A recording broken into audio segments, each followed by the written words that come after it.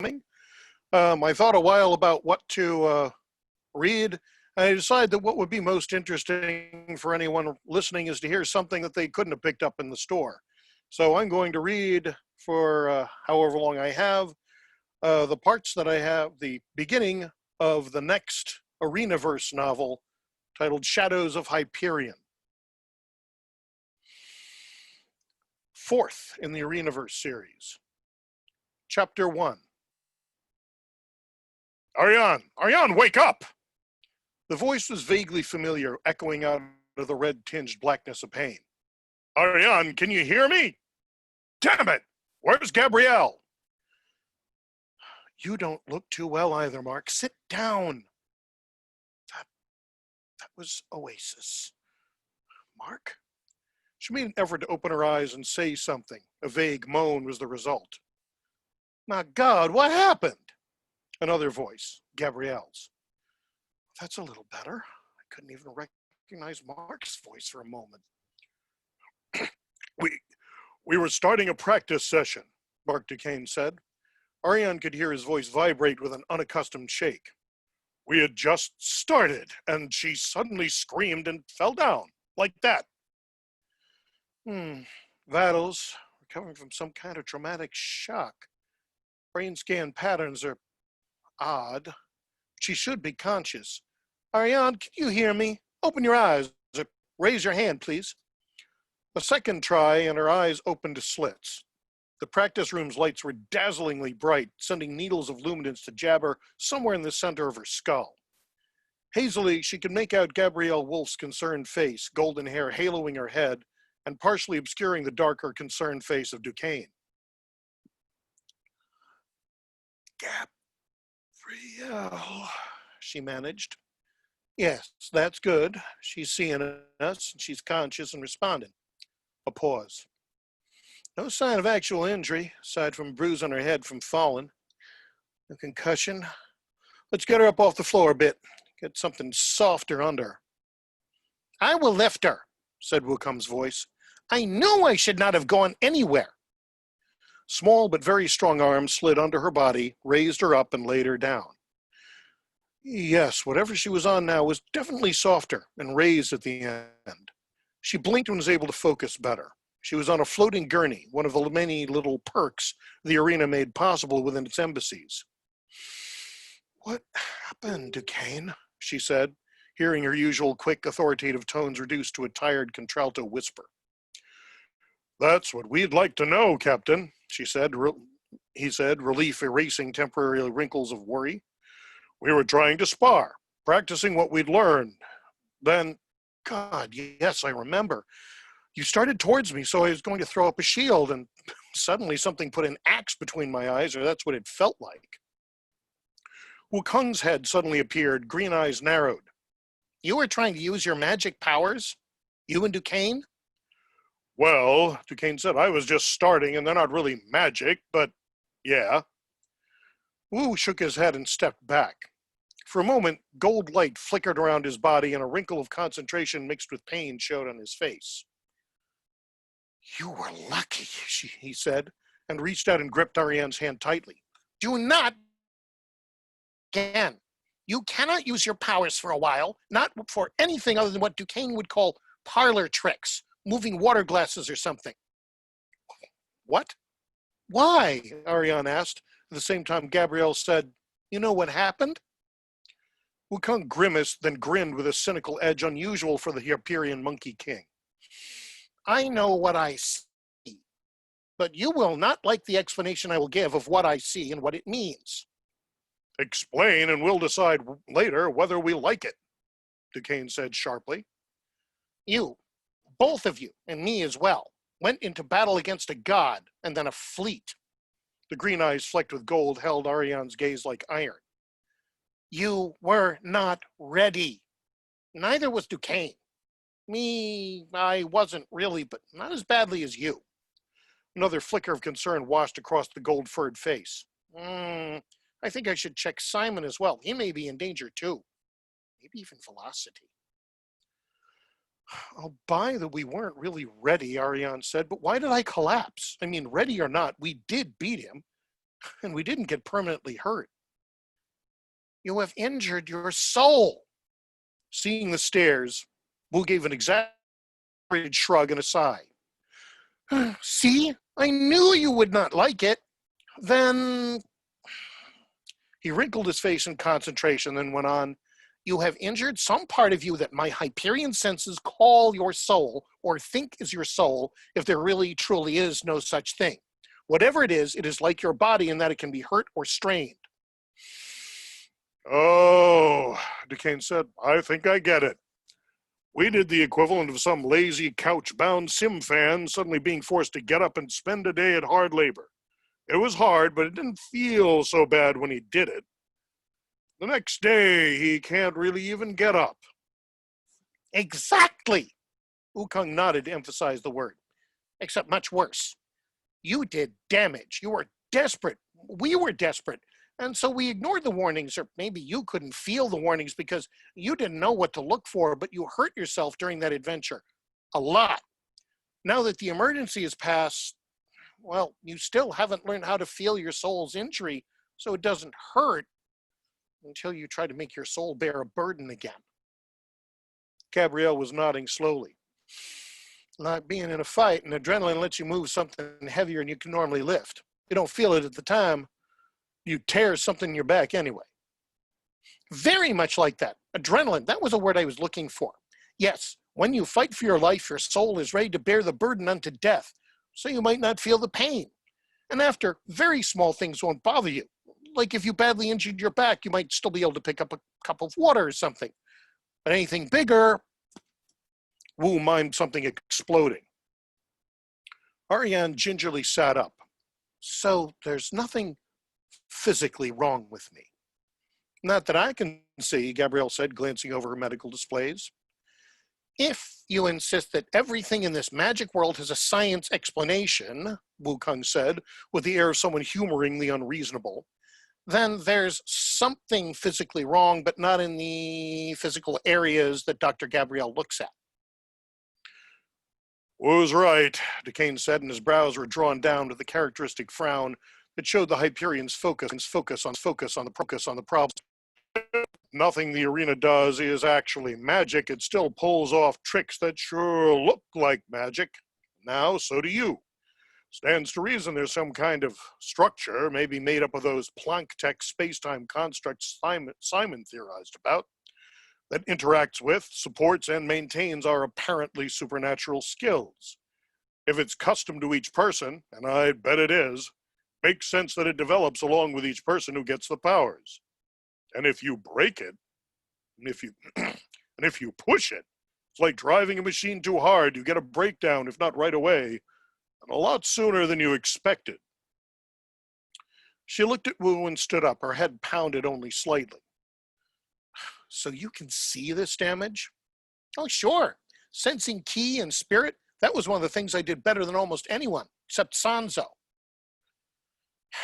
He looked momentarily sad at the mention of his wife, now reverted to a state where she didn't even remember meeting him. So, if I focus, I can see souls now. That isn't too hard, which is good, because my soul isn't in good shape either. Better than you or Duquesne, but not all that much. How bad is it? How long before it heals? Is there something we should do to help it along, like physical therapy? He squinted at her and Duquesne again. It's pretty bad. If you kept pushing it, you'd kill yourself. Kill herself, Gabrielle repeated, using a power she never needed before. It is a part of her now, Sun Wukong said with absolute certainty. If she ruptures her soul, she could die without a mark on her.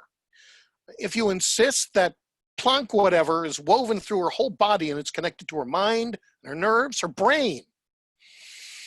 Makes too much sense, Duquesne said grimly. What about me, Wu? You're about as bad as she is.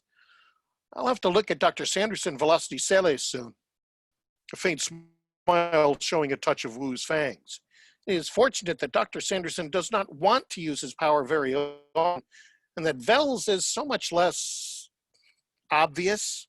But even his does do some, as one of our old friends would have put it, some very unreasonable things. He looked back to Ariane. As to what to do, Captain, use your power very little, but don't stop using it at all.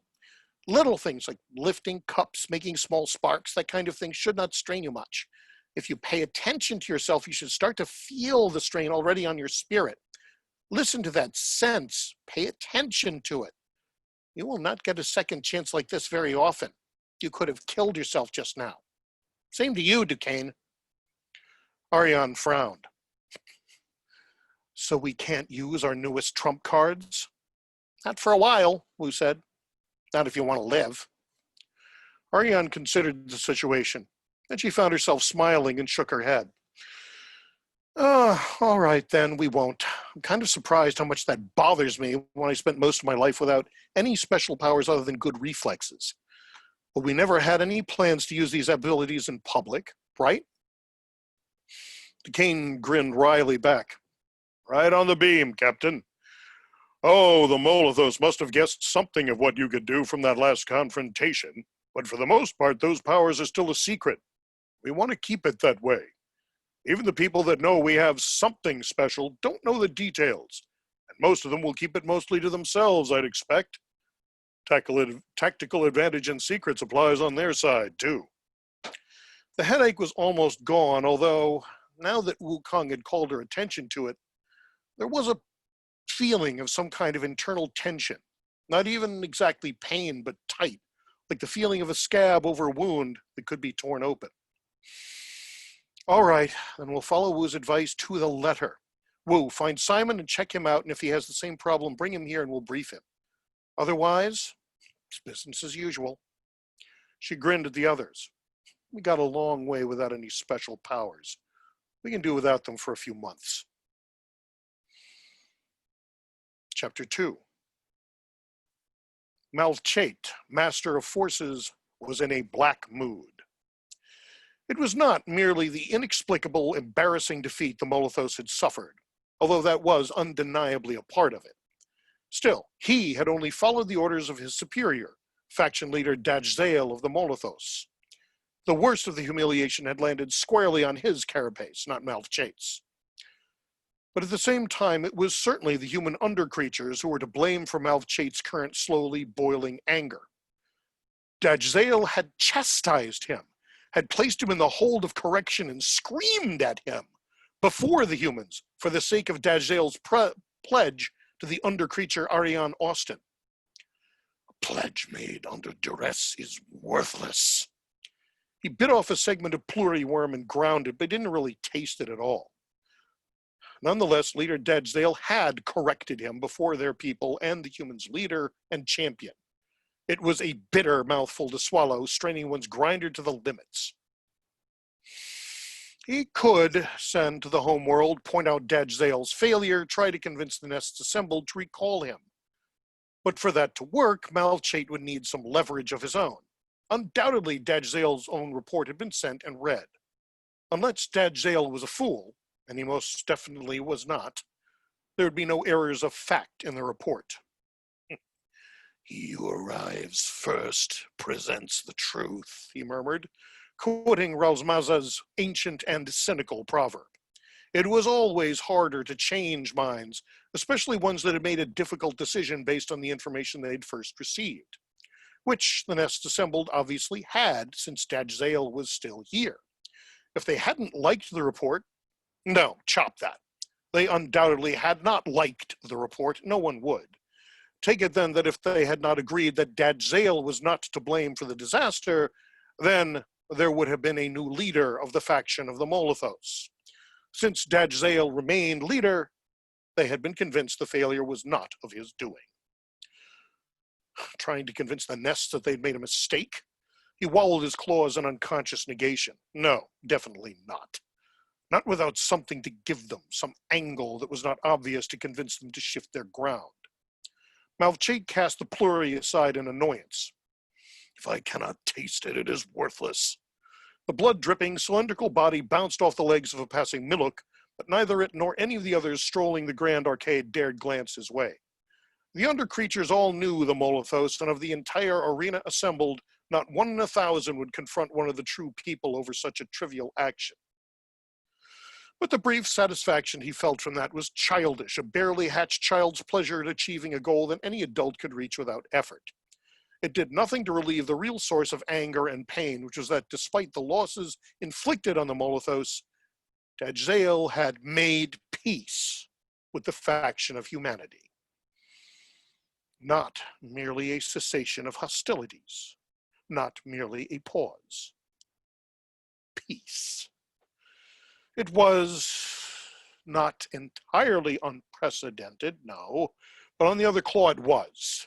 The Molothos had made peace with others very rarely, but those others were great factions. The Blessed, the Analytic, the Faith, and after the first disastrous confrontation back in the dim reaches of the Molothos' first emergence into the arena, the Shade Weavers.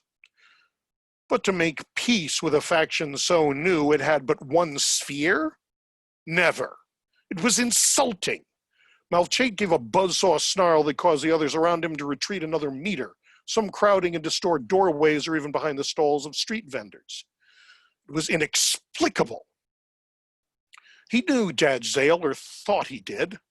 The leader of the faction for years now, Dajzal had a gentler touch to the claw than his predecessor, but that had never meant that he was incapable of being hard as armor plate when necessary, and his youth had not limited his intellect or knowledge. He knew how to delegate, how to inspire, how to direct, how to act on his own. He was properly proud of his place and strong of will. So how in the name of the homeworld and the nests had he come to this point of utter humiliation, perhaps even depravity, that he would first lose a battle and make peace with a faction whose first act had been to wipe out a Molothos scouting expedition? He found himself standing before Halier's burrow, an inn, a place with temporary rooms for those without a permanent place on Nexus Arena. There were many of them, but Halier's was particularly good at catering to all, even Molothos. And truth be told, he did not want to return to the embassy tonight. He might say things that would have consequences he was unprepared for. A brief exchange with the Tensari at the desk resulted in him receiving a key to a room tailored to Molothos' needs. He settled into the resting cup, still brooding. He was, he finally admitted to himself, being somewhat unfair to Dajzal. They had all been shown the summaries of that ill-fated battle, and the concatenation of absurdities was enough to daunt even the strongest will. And that last event... He recalled the image of Zonin Ginjo bursting from the exploding wreckage of Fireswarm, implacable, unstoppable, invincible. Yes, perhaps it was a temporary thing, a shield that would have failed in mere minutes more, but... No, he grated reluctantly. No, I would have been loath to take that bet. Captain Ariane Austin, alien undercreature though she might be, had shown not the slightest sign of fear or doubt. She had delivered her ultimatum with the cold certainty of one who holds the absolute advantage. Yes, perhaps Dajzal had been left with no choice but to yield. But to yield so much. He had barely argued with her, and then he had insisted that his honor extended even to the agreement of peace. Peace with undercreatures barely out of their low-space world. It was unsupportable, intolerable, and yet he could see no way that he could do anything but tolerate it.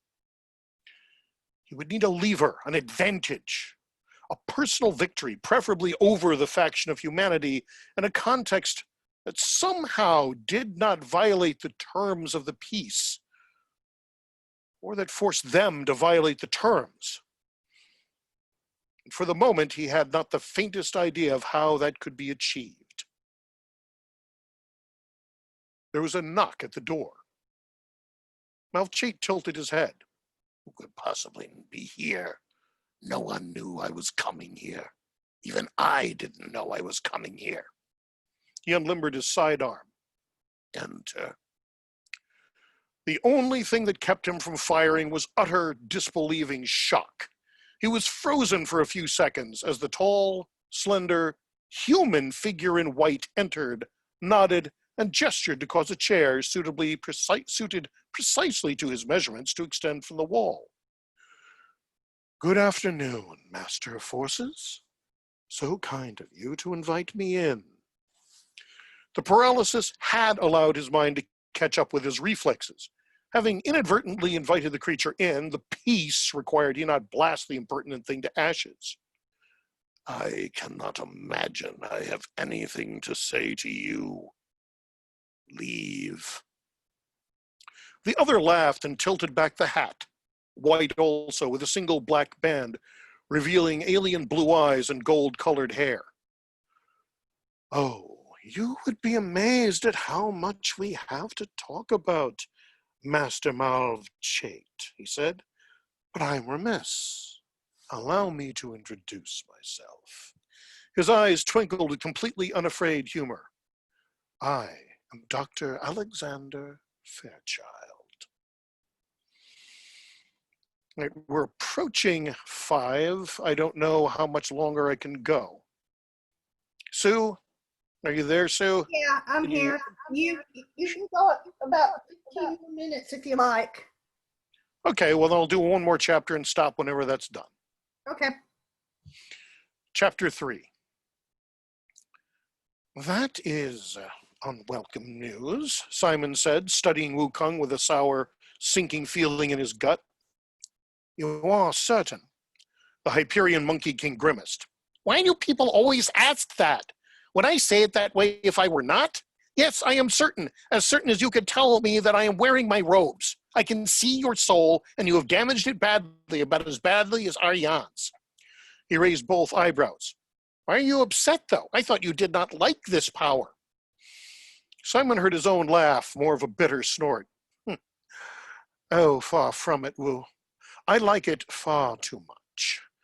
But if that were the only question, yes, this would be something of a relief, a powerful antidote to temptation. But it is not, and I think you know it as well as I. Try not to pretend you are less perceptive than you are." Wukong looked at him with innocence in his eyes, then broke into a laugh. "But it is one of my best weapons, Dr. Sanderson. Wukong, the heedless, the straightforward, what was Johnny's word? Clueless, that was it." At Simon's understanding nod, Wu went on. "There are times I do not understand, and truly so. But to be seen as understanding less, as missing more, this gives you hidden strength and wisdom." He sighed. "But for you, yes, your power has been tested in breadth and depth, and you now understand how strong a weapon of defense it is for humanity. To know you dare not use it, oh, all of us understand well. I am somewhat stronger than you 3, but not nearly to my full strength, and it will be months before I am." "Well, I thank you. Losing that option is unpleasant, but dying because I use the ability without thinking would be much more unpleasant, and humiliating in the bargain. Was that all you wanted?" "No, it was just the first priority this morning. Captain says we're to come to a breakfast meeting. Are you ready?" "Certainly. Let's go." Breakfast was laid out to the side of the conference table, and a wide variety of it too, along with assorted coffee, tea, and juice options. Simon nodded to Ariane, who was talking to Lila. The 2 women nodded back as Simon collected a plate with sardines, toast, 1 hard-boiled egg, and what Gabrielle called a curl waffle, a fluffy, semi-sweet breakfast bread with upturned edges that had become a fixture at the Embassy of Humanity after Ariane managed to worm the recipe out of Mayurikaga-chan at his restaurant. He sat a chair or so removed from the others, as he knew the smell of sardines might not mix well with other odors. "Boy, you love your fish dishes, Simon," Ariane said. "Sardines for breakfast? Hardly unusual in some places," he responded with a smile. "You should eat something more substantial than coffee and a pastry." "Gotcha. It's not a pastry, or not the way you meant." She held up what he had originally taken for a filled donut. "Meat bun." "Ha! You are right. You did catch me being inattentive." Duquesne, as usual, had a large breakfast, multiple slices of ham, pancakes, eggs, and more, and Oasis, who plunked her plate down next to Simon and gave him a wink, had him matched, but Wukong had brought 3 plates stacked with just about everything the side tables had to offer. His metabolism is even faster than the other Hyperions, I think. Lila, Carl, and Gabrielle had less formidable breakfasts and also rounded out the attendees. Which means that this is an inner circle meeting. No one not either of the original group or deliberately added to that group. After a few minutes of people eating and drinking, Ariane tapped on her glass. Thanks for coming, everyone. I know some of us, she looked at the heavy-lidded face of Carl Edlund, are not very good in the mornings, but some of us also have things we have to get to not long from now. It's okay, Carl said. As long as I have my coffee. He held the cup like a precious jewel. All you need. So, first the bad news. She glanced at Wu, who gave a grave nod. 4 of the 5 of us with the arena's special abilities, Simon, Duquesne, Wu, and myself, can't make much use of them for a while. Apparently, we all strained ourselves in the various battles we had with Vindatri and the Molothos, and according to Wu, we could literally kill ourselves if we try to do anything of great magnitude with them. We can practice small stunts, she gestured and brought herself another meat bun, forehead gently furrowing. We're not usable trump cards now. She glanced at the cheerful redhead with her 4 ponytail hairdo. Oasis? Kay? Looks like you're the only special agent we'll have on tap. And we know you don't have anything as flashy as the rest of us. Just your basic average girl, she agreed with a grin, but I'm still here to save the world. She winked at Simon. Simon winked back. While he hadn't entirely let go of his interest in Ariane Austin, Oasis and he were close to being an item, which still amazed him at times. Despite using mostly the name of a CSF officer, she was actually a Hyperion, created to be a super spy teen from media a century or 2 old. The real Oasis had been nearly murdered by the Hyperion AI named Dr. Alexander Fairchild, and Kay had done the only thing she could to save Oasis, transferred Oasis' mind into her own, and let Oasis live her life using Kay's body. By now, the two were not entirely separate. Kay had enjoyed Oasis's life, and Oasis enjoyed the capabilities and skills of a Hyperion. But that just meant that Oasis/Kay was someone well over twice Simon's age and with experiences in a literal other world that had made her different. Not to mention her superhuman strength, reflexes, and intelligence. Simon often thought that he was getting far the better deal in the relationship and wondered what it was that he offered her that made it worthwhile. Best not to look that gift horse in the mouth, so to speak. Still, that is a considerable blow to our resources. However, Lila's brow furrowed, is there not a 6th? Velocity Celes is a Hyperion as well, correct? Yes, Wukong answered. I checked him too. Battle strained him about the way I was. But even if he wasn't, Velocity's not really a good substitute for the rest of us. He can fight. Believe me, he can. The Monkey King flashed a grin, showing he had personal knowledge of that ability. But it's not what he does. He drives, or flies, or whatever. We want him piloting things. He's not anything like Duquesne or Ariane or Kay or me.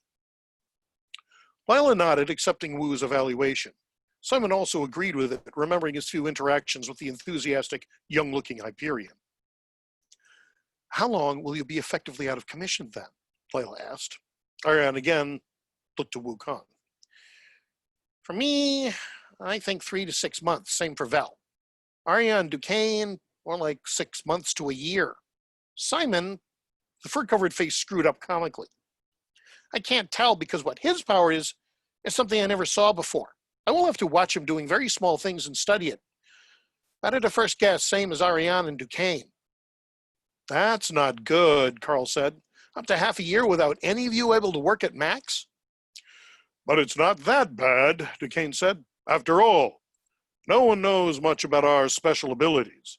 Even the ones that can guess at some of them haven't got a clue as to their extent or limitations. We just want to keep out of major situations drastic enough to need that kind of firepower on hand. And that's a good idea in general.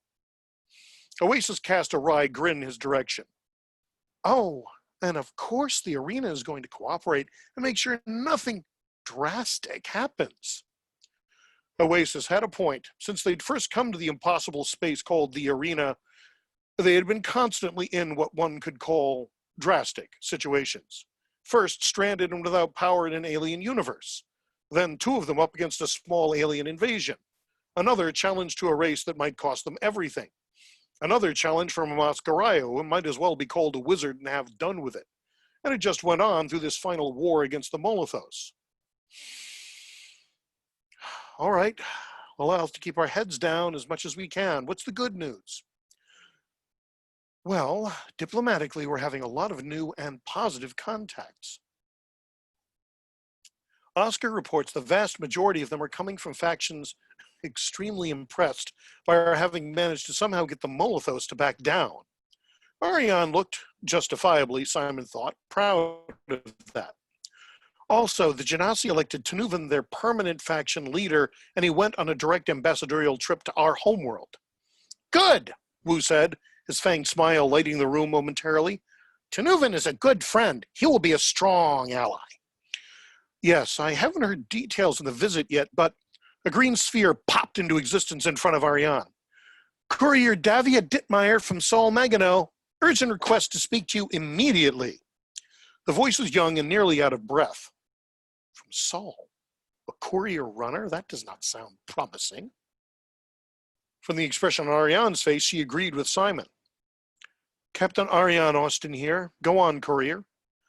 I'm instructed to deliver the message to you and anyone else in your close group in person, the courier replied. Ariane swept the room with her gaze, saw no one making an objection. Join us in briefing 3. All of us are here currently. Well, Simon thought all of us are here in Nexus Arena. Steve and Thomas are on the Sphere.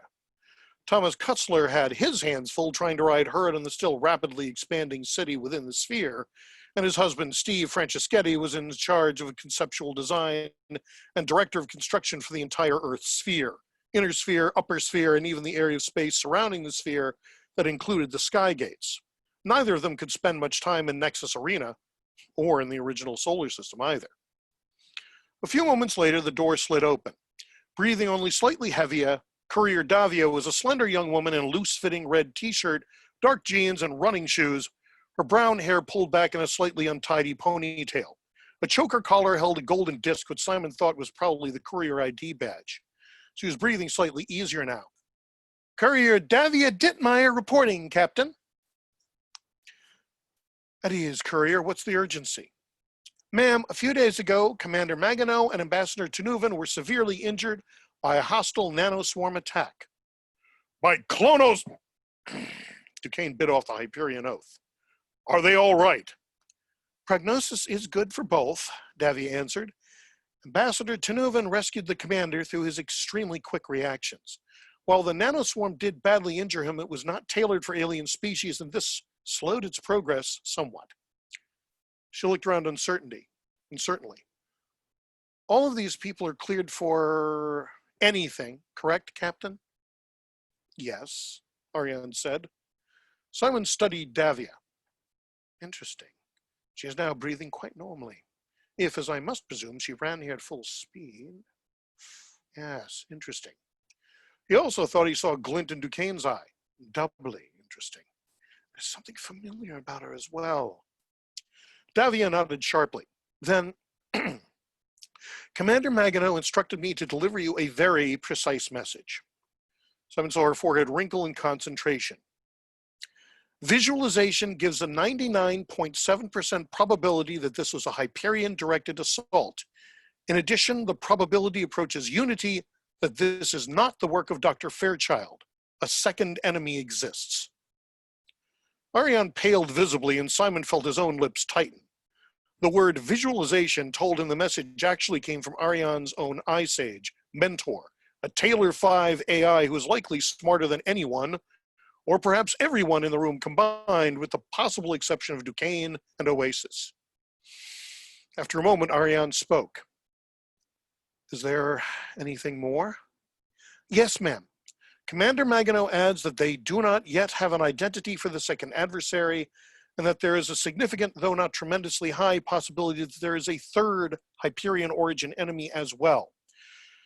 They are increasing vigilance and security against such enemies.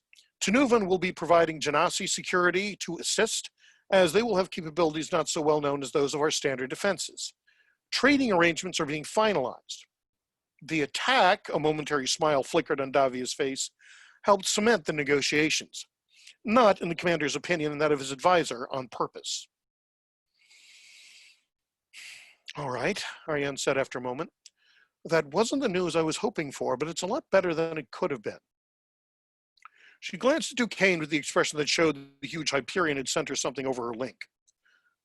Courier, do you know who the advisor is? Davia nodded. Please verify by identifying them. Ma'am, he is an AI by the name of Mentor. After a moment, she took a breath and went on. An independent AI, ma'am. Independent, Simon thought. A daring term, since the legal term would be feral, and means that by concealing his existence, Davia is, like Saul Magano, risking herself. The solution of how to integrate AIs into our society without making them effectively slaves is underway, but not yet close to deployment. Well, if you know that, I suppose Saul trusts you implicitly. Did he have any further instructions for you or me? Only that I was to await your orders, ma'am. Davia did not manage to conceal some nervousness, only natural in the presence of the literal leader of the faction of humanity. What do you think, Simon?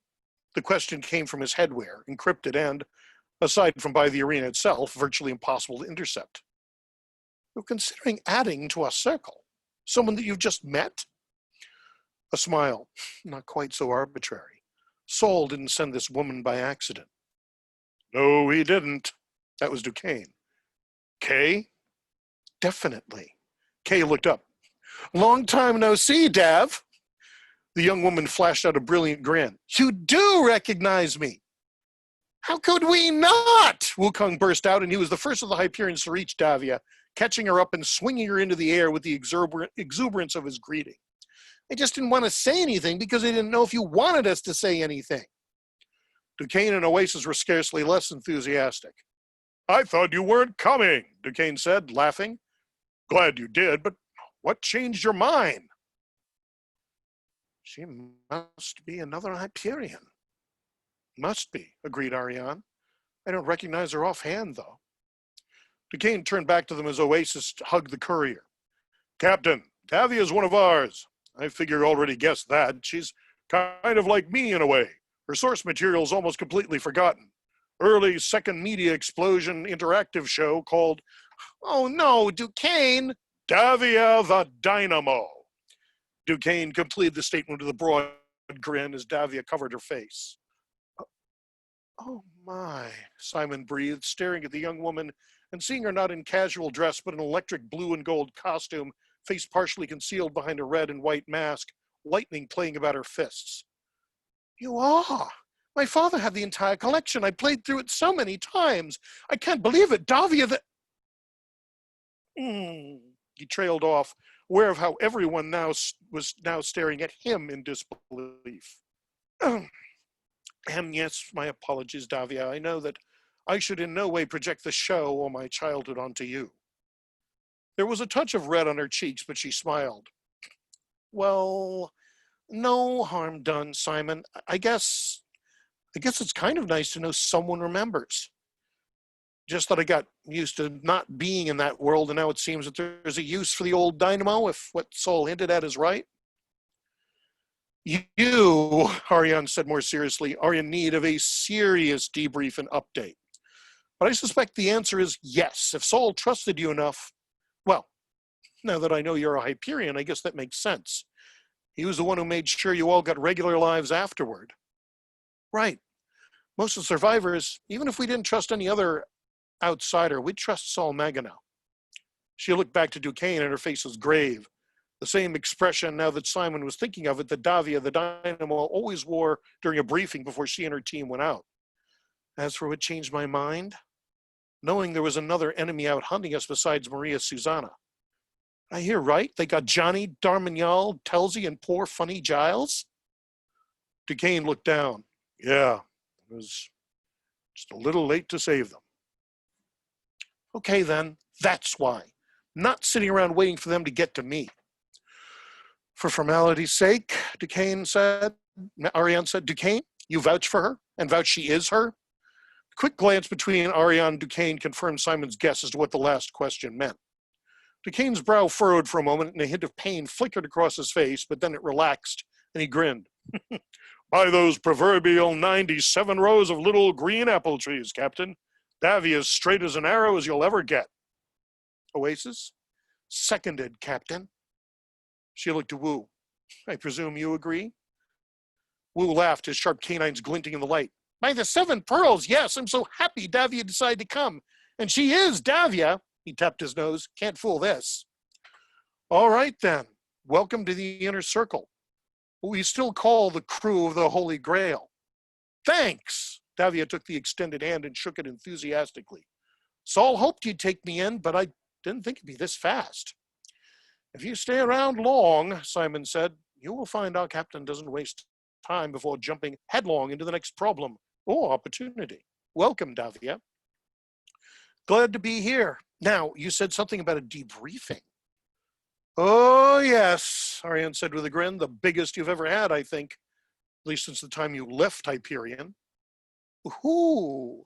Davia leaned forward eagerly, again echoing a post Simon had seen 100 times in his youth. And fill me in, Captain. All right. That's 3 chapters. Thank you all for coming. I appreciate it. Thank you, Ryk. It was a pleasure. Have a good one. You too. Bye-bye. I'll let you get to the next person. Okay. Thank you. Bye-bye. Bye-bye.